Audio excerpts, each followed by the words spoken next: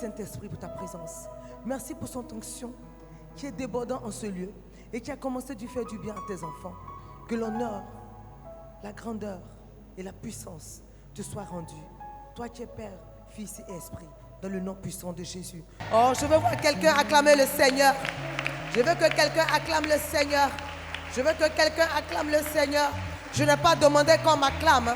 Je veux que tu pousses des cris de joie. Je veux que tu célèbres Dieu.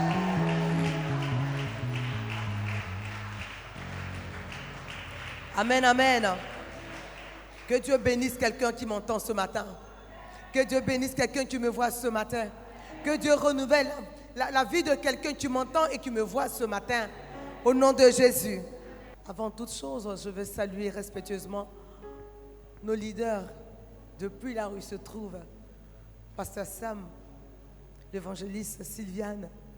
Et en ce jour, je veux profiter de l'antenne qui m'est donnée et surtout du plateau qui m'est donné pour souhaiter un joyeux et merveilleux anniversaire à notre papa. Il faudra adresser une petite prière à Dieu en sa faveur. Alléluia. Vous savez, les serviteurs de Dieu que nous sommes avons beaucoup besoin de vos prières. Bien-aimés frères et sœurs, aujourd'hui, le monde entier est en train de célébrer la fête de la Pentecôte, n'est-ce pas? Tous les chrétiens du monde célèbrent la Pentecôte. Amen.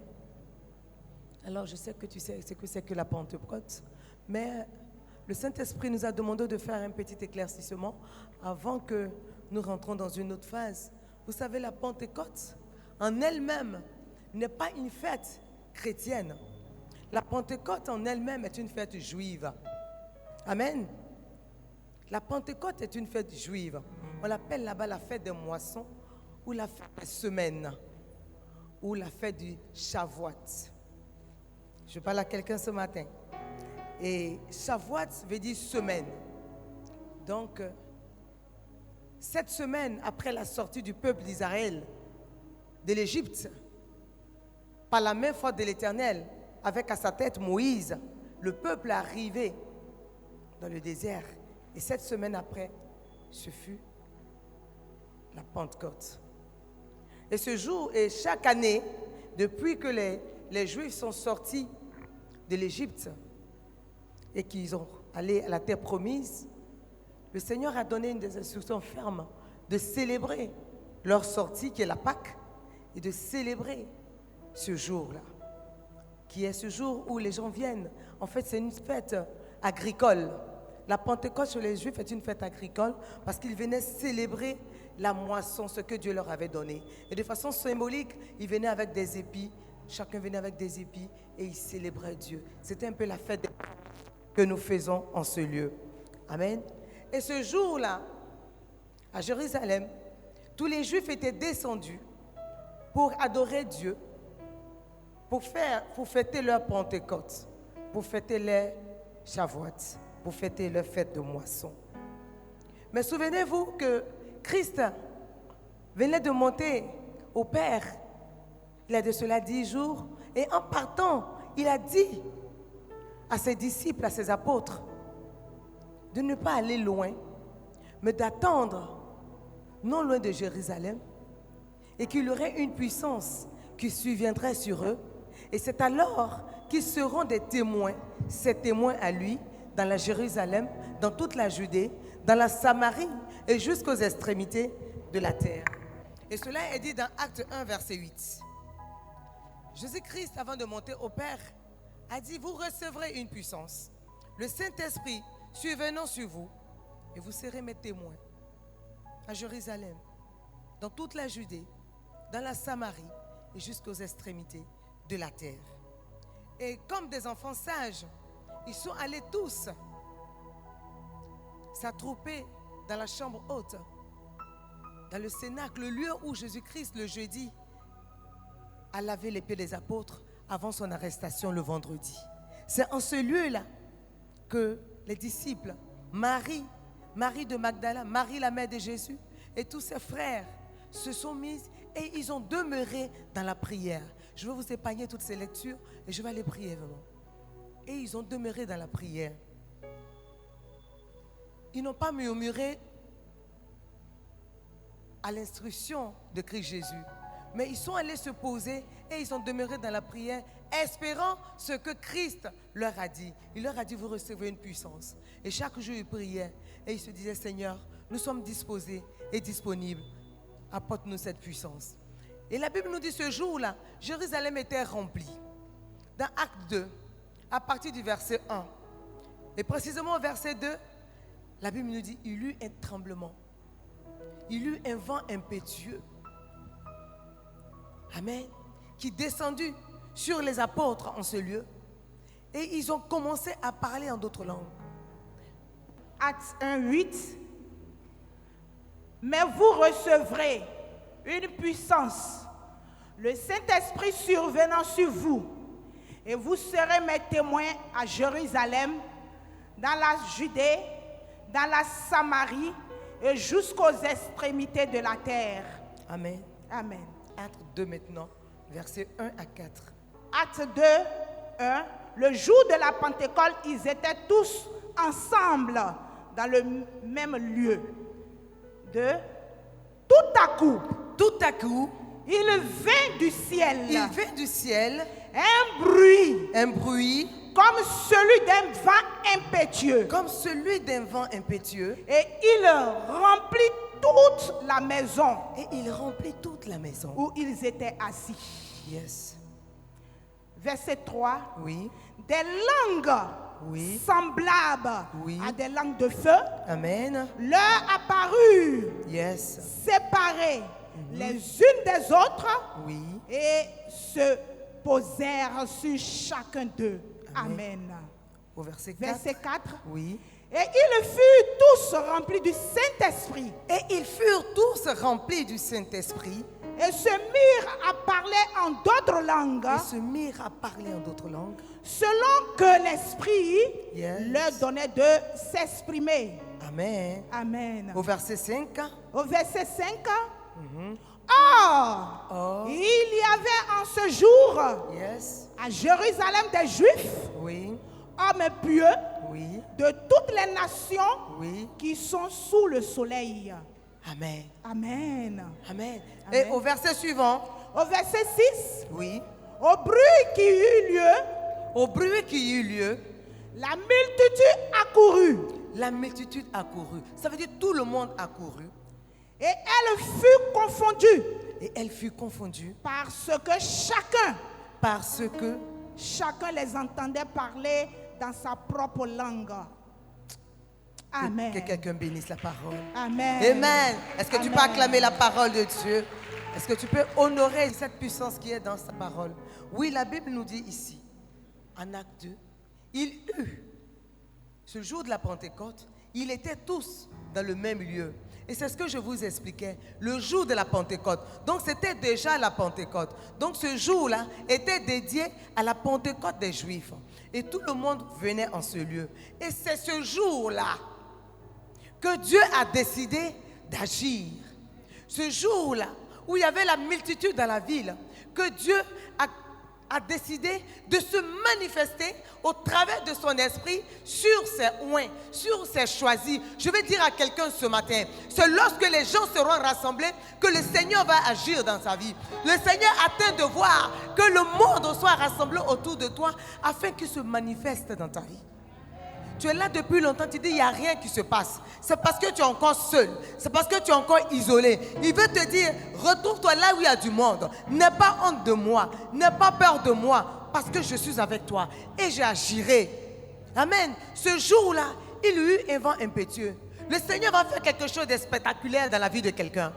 Oh, tu n'as pas dit amen. Je dis, le Seigneur va faire quelque chose de spectaculaire dans ta maison.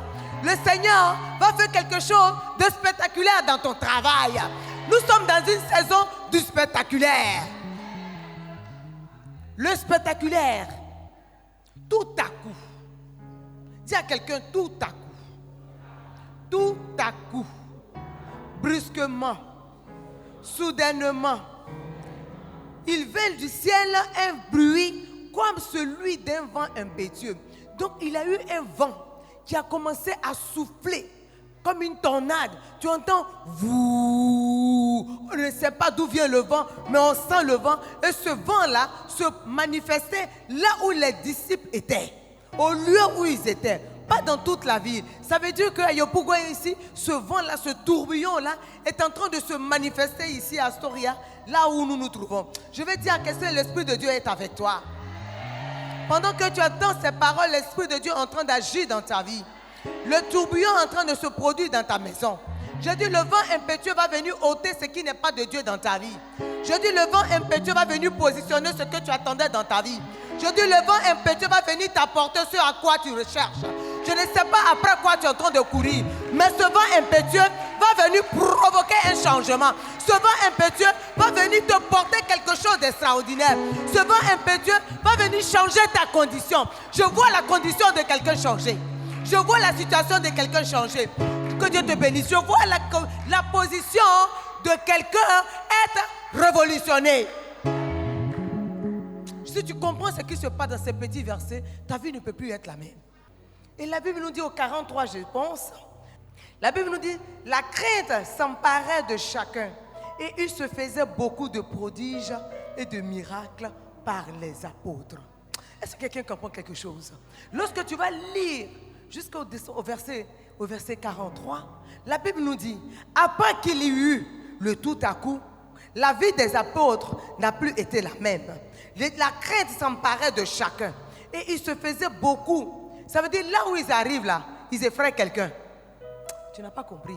Je dis ta vie va effrayer quelqu'un. Ta situation doit effrayer quelqu'un. J'ai dit tu es le premier à faire. Oh. Amen. Je vous ai dit ici, quand tu vois un chien, tu vois un gros berger allemand ou un malinois qui te fait. Mais si toi tu as le courage et la force de faire le chien, il s'enfuit. Amen. Oh, je veux voir quelqu'un faire à quelqu'un. Mais comment tu peux faire à quelqu'un? Vous n'êtes pas des hommes de foi et des femmes prophétiques.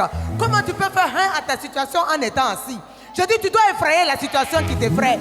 Je dis, tu dois faire dégager une situation qui te perturbe. Je dis, tu dois chasser quelque chose dans ta vie.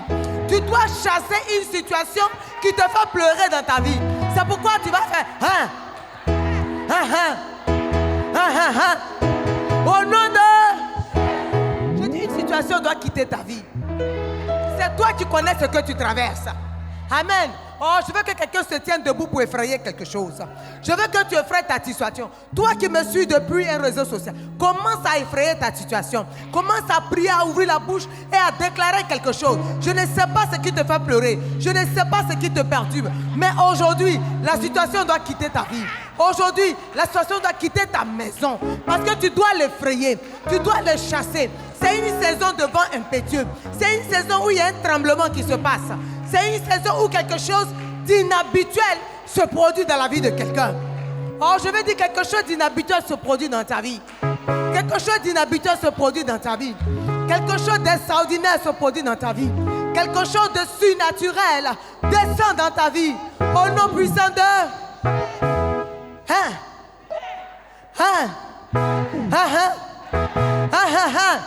Au nom de... C'est un acte prophétique. Hein? Oh, tu n'as pas acclamé le Seigneur.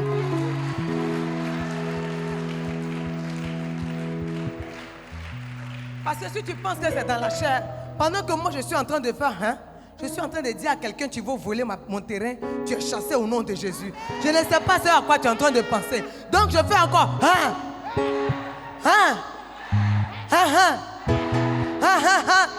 au nom puissant de... La chose a dégagé ta vie. Je dis la chose a dégagé ta vie. Je dis la situation qui te faisait pleurer a dégagé ta vie. Au nom puissant de... Est-ce qu'on peut pousser encore? Alors assieds-toi, on va parler un peu. Donc la Bible nous dit, après ce jour, la vie des apôtres n'a plus jamais été la même. Mais je suis venu dire à quelqu'un, aujourd'hui où nous sommes, tu n'as plus besoin d'attendre dans jeûne et prière pour dire que je veux recevoir le Saint-Esprit parce que tu l'as en toi. Alors depuis que le Saint-Esprit est descendu ce jour, il n'est plus jamais retourné. Il est resté. Christ a dit, celui qui vit en moi et qui demeure en moi, je demeure aussi en lui. et il portera des fruits et ses fruits vont demeurer. Demeurer en Christ, c'est demeurer dans le Saint-Esprit. Tu n'as pas dit Amen? Celui qui demeure en Christ demeure avec le Saint-Esprit. Amen. Parce que Christ et Saint-Esprit font un. Alléluia. C'est son esprit. Il a dit, laissez-moi partir afin que quoi? Il dit, il est, quel est le vrai thème? Il est, je veux voir si tu connais un peu la parole. Il est avantageux. Jean 16, verset 7. Il dit, il est avantageux que je m'en aille, afin que, ma chérie, avant que le consolateur vienne. Amen. Dans certaines versions, on te dit le défenseur. Parce que lui, il va habiter en toi.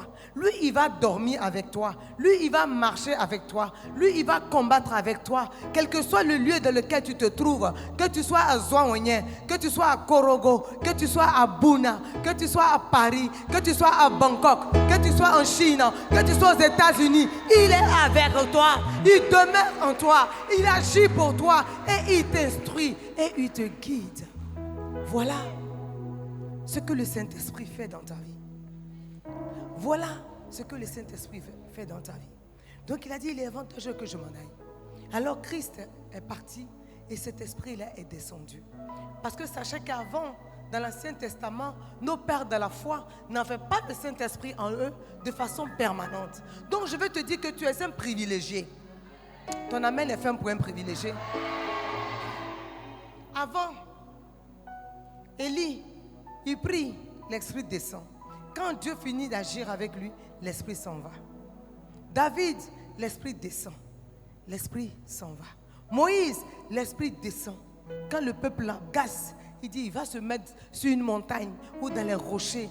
Il dit, mais Seigneur, ils veulent me tuer. Ils disent qu'ils ont soif. Que veux-tu que je fasse? Des milliers de personnes qui m'assaillent, qui m'injurent, qui me... Il dit, calme-toi mon petit. Prends ton bâton là. Que tu es dans la main, frappe le rocher là, rapidement. Et le Saint-Esprit lui donne une instruction. Et lui dit, frappe le rocher.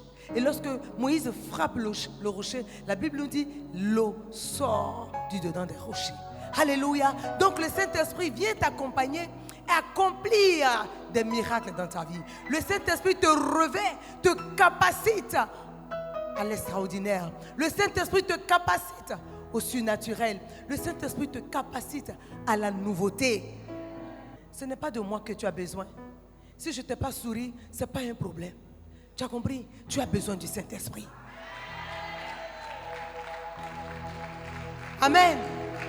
Si on te dit, maman serait la même, on dirait même pas. Je t'en supplie par les compassions du Christ. N'attends pas que je t'aime. Ma prière pour toi, c'est que tu marches avec le Saint-Esprit. Que tu le laisses se manifester dans ta vie. Parce que lorsqu'il va se manifester dans ta vie, tu vas oublier que je ne t'aime pas. Parce que il va ouvrir tes yeux sur l'état de mon cœur. Et il va te dire que je t'aime. Je veux dire à quelqu'un, je t'aime ce matin. Amen. Lorsque tu laisses le Saint-Esprit t'endormir, le vilain l'envoie les vilaines pensées. Alléluia dans ton esprit. C'est pourquoi tu dois te laisser conduire par le Saint-Esprit. Oui, sans le Saint-Esprit, tu ne peux rien. Même moi, le Jean 15, verset... Non, Jean 15, verset 5. Hein? Jean 15, verset 5. Je suis le cep. Je suis le cep. Vous êtes les sarments. Yes. Celui qui demeure en moi, yes, et en qui je demeure, porte beaucoup de fruits. Amen. Car sans moi, yes, vous ne pouvez rien faire. Amen. Amen. Vous ne pouvez rien faire. Amen. Donc tu dois demeurer dans le Seigneur. Tu dois demeurer en Christ. La Pentecôte, le principal message de la Pentecôte est christocentrique. Dis à quelqu'un, le message de la Pentecôte est christocentrique. Ça veut dire que c'est Jésus-Christ qui est au centre de la Pentecôte. La Pentecôte est venue sur les apôtres ce jour afin qu'ils aillent annoncer la seigneurie de Jésus-Christ de Nazareth. Aujourd'hui, tu as le Saint-Esprit en toi. Aujourd'hui, nous avons le Saint-Esprit en nous. Et notre mission, c'est d'aller annoncer au monde la seigneurie de Jésus-Christ de Nazareth. Voilà pourquoi le Saint-Esprit est venu. Il est venu faire de toi la personne de toi, la personne ordinaire, une personne extraordinaire, afin que tu puisses te tenir devant un méchant, devant un démon, devant une montagne et de faire déplacer la montagne par sa puissance. C'est pourquoi le Saint-Esprit est venu. Le Saint-Esprit n'est pas venu pour que tu sois un richissime homme d'affaires, mais le Saint-Esprit est venu afin que tu recherches le royaume et sa justice, et toutes les autres choses se seront données par-dessus. Matthieu 6, verset 33. Il dit, recherchez le royaume et sa justice, et tout le reste va être donné. Chaque fois je le répète ici. Alors le Saint-Esprit est descendu ce jour-là pour transformer la vie des apôtres. De le prendre de personnes ordinaires, le Saint-Esprit les a rendus extraordinaires. De personnes incapables, le Saint-Esprit les a rendus de personnes excellentes. Alléluia. De personnes faibles, le Saint-Esprit les a capacités et les a fortifiés. Eux, ils sont devenus forts.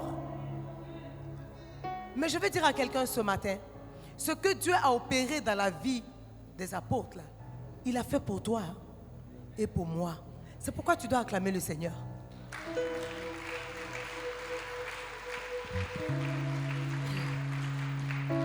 Si tu es réellement né de nouveau, le Saint-Esprit qui est en toi, ta capacité à l'extraordinaire, ta capacité au surnaturel, le Saint-Esprit, ta capacité à l'abondance, le Saint-Esprit, ta capacité au miraculeux et au prodige.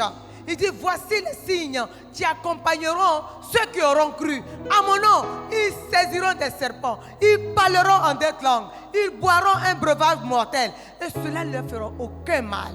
Ils imposeront les mains aux malades et les malades seront guéris. C'est le Saint-Esprit qui te capacite à imposer les mains à un malade et déclarer la guérison. Et la guérison s'établit dans le corps. C'est pourquoi je me tiens sur cette parole ce matin. Et je déclare au nom puissant de Jésus que quelle que soit la maladie qui est dans ton corps, elle est chassée ce matin. Quelle que soit la faiblesse que tu expérimentes dans ton corps, cette faiblesse est dégagée au nom de Jésus. Je dis quel que soit le nom de la maladie qui t'opprimait, elle est anéantie ce matin. Elle est anéantie ce matin. Elle est anéantie ce matin. Elle est anéantie ce matin. Protocole. Zut. Rebosa karabashik. Le Saint-Esprit te libère. J'ordonne à toute faiblesse de libérer ton corps ce matin. Quel que soit le nom de ton infirmité, elle te libère ce matin. Tu es un homme libre. Tu es guéri au nom de Jésus. Je déclare que tu es guéri au nom de Jésus. Je déclare que tu es guéri au nom de Jésus. Je déclare que tu es guéri au nom de Jésus. Je déclare que tu es fort au nom de Jésus. Je déclare que tu es fort au nom de Jésus. Par la puissance de l'Esprit. Il te regarde et a dit, mon fils, marche. Je vais dire à quelqu'un, le vent impétueux va souffler dans ta maison. Sois rempli de sagesse pour apprécier cette situation. Quelque chose va se manifester dans ta vie. Je dis quelque chose de glorieux va se manifester dans ta vie. Mais avant que la gloire descende, c'est le tremblement. Lorsqu'il y a tremblement, il y a pleurs. Parfois, il y a blessure. Parce qu'on ne sait pas. On dandine comme ça. Mais lorsqu'on dandine comme ça, on est déséquilibré. Mais le Saint-Esprit t'équilibre. Je déclare sur la vie de quelqu'un que le Saint-Esprit t'équilibre au nom de Jésus. C'est après le tremblement, après le vent impétueux, que la vie a été transformée. Donc si tu n'acceptes pas que le vent vienne dans ta vie, comment veux-tu que les signes et les miracles se produisent dans ta vie?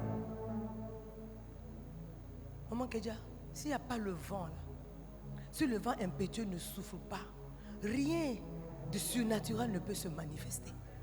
Mais ce jour-là, homme de Dieu, il y avait des femmes et des hommes. Je vais dire à une femme ce matin, tu as le Saint-Esprit en toi. Le jour où il y a eu l'effusion de l'Esprit, il y avait des femmes. Certaines versions disent il y avait 120 personnes. Mais le Saint-Esprit n'a pas choisi les hommes. Il n'a pas choisi, frère, je t'aime, mais il ne t'a pas choisi au début de maman. Oh, papa, je t'aime, il ne t'a pas choisi en début de ma fille. Le Saint-Esprit est descendu sur toi. Le Saint-Esprit a ta capacité à aller annoncer l'évangile, comme pasteur Zéré. Amen. C'est pourquoi je veux conseiller à une femme, lève-toi. Lève-toi et exerce le ministère du Saint-Esprit. Lève-toi et agis au nom de Jésus. Lève-toi et annonce la puissance qui est dans le nom de Jésus. Maman Kouko, le Saint-Esprit est en toi. Le Saint-Esprit t'a localisé. Le Saint-Esprit t'a localisé et te oint de façon surnaturelle à nouveau afin que tu puisses agir dans ton environnement. Le Saint-Esprit est venu pour nos frères et nos soeurs. On n'a pas mis les femmes dehors. Les femmes n'étaient pas dehors. Maman, tu étais dans la salle. J'étais dans la salle. Oh, j'ai dit nous étions dans la salle. C'est pourquoi il nous appelait à prêcher l'évangile avec vie et puissance. Est-ce qu'une femme ici veut se lever pour prêcher la parole, pour prêcher l'évangile, pour annoncer Christ avec vie et puissance, avec vie et puissance, sans gêne, sans honte? Parce que si tu as honte de lui, ma fille, il aura honte de toi. Qu'est-ce que tu attends, la jeunesse, de te lever pour bouleverser ton environnement, pour bouleverser ta maison, pour bouleverser ton écosystème? Le Saint-Esprit est descendu sur toi. Le Saint-Esprit est venu transformer ta vie.